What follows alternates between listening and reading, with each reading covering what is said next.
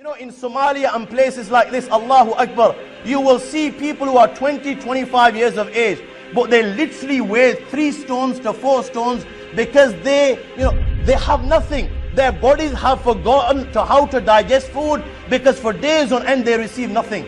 In places like Afghanistan, you will see people who will literally take their children and they will sell them for 10 pounds to 20 pounds. Why?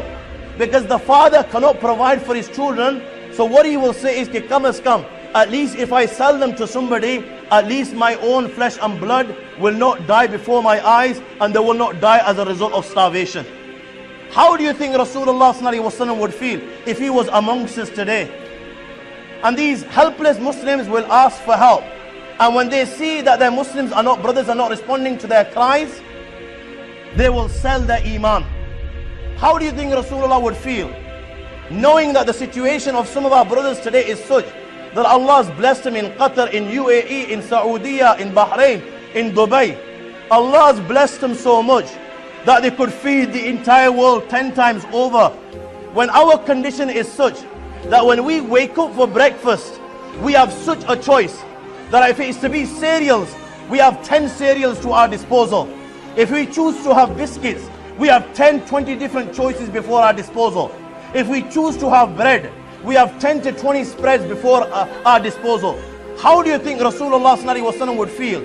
And what face will you and I be able to show on the day of judgment? That while this is our condition and this is the life that we live, our brothers are dying for the sake of a morsel. My friends, if we are not going to wake up now, and if we do not show the same regard to our Palestinian, to our Somalian, to our Chechenian, to our Kashmiri mother and sister and brother that we have, for our own mothers, for our own brothers and for our own sisters, when are we going to show that regard?